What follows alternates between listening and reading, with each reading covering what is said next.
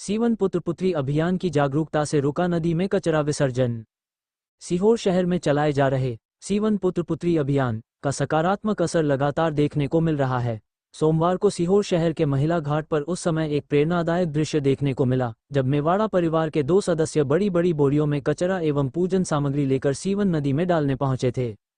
अभियान से जुड़े लोगों ने जब उनसे चर्चा की और नदी में कचरा एवं पूजन सामग्री डालने से होने वाले दुष्प्रभावों के बारे में समझाया, तब उन्होंने पहले कहा कि यहाँ तो सभी लोग नदी में कचरा डालते हैं, इसलिए हम भी डालने आए हैं।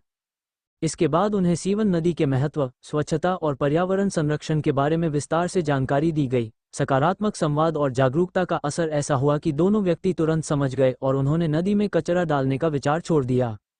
इतना ही नहीं, दोनों ने सीवन पुत्र के रूप में स्वच्छता की शपथ भी ग्रहण की तथा महिला घाट से वापस अपनी गाड़ी पर बोरियां रखकर पुल के ऊपर खड़े विसर्जन वाहन तक पहुंचे और वहां पूजन सामग्री एवं कचरा सुरक्षित रूप से रखा।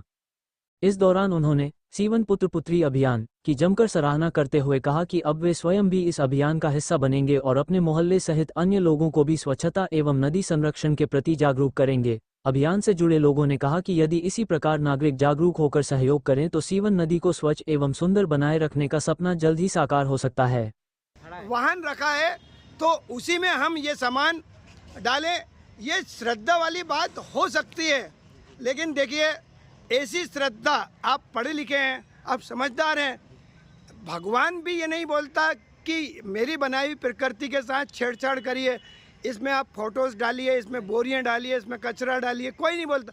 आप तो पाप के भागीदार बनते हैं इस तरह की चीज़ों को लाकर। आज ये 2 बोरी लाए थे, लेकिन कहीं ना कहीं मेरी बात से सहमत हुए हैं मेवाड़ा जी, और ये दोनों ही बोरियों को ये विसर्जन वाहन में आज डालकर जाएंगे। बहुत बहुत धन्यवाद मेवाड़ा जी, आपने हमारी बात मानी है और आज से आपको मैं सीवन पुत्र बना रहा हूँ। और सीवन पुत्र का मतलब क्या होता है? ये अपनी माँ है, हम अब मेरे साथ दादा, मेरे साथ आप प्रण लीजिए।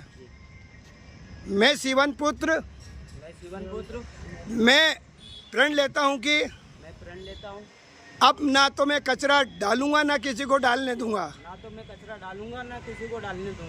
और पूजन सामग्री का सामान किसी को नहीं डालने दूंगा। पूजन सामग्री का सामान मैं विसर्जन वाहन में ही प्रवाहित करूंगा। और ये देखिए मेवाड़ा जी हमारी बात से कन्विंस होकर यहाँ पर दोनों बोरियों को नदी से वापस पुल पर ले आए हैं और काफ़ी अच्छा लग रहा है इन्हें। मेवाड़ा जी, अब संतुष्टि मिल रही है कि आप इसको नदी में डालते तब संतुष्टि मिलती है, इसमें डालने में संतुष्टि मिल रही है। चलिए आगे से आप भी अब जो है लोगों को जागरूक करेंगे।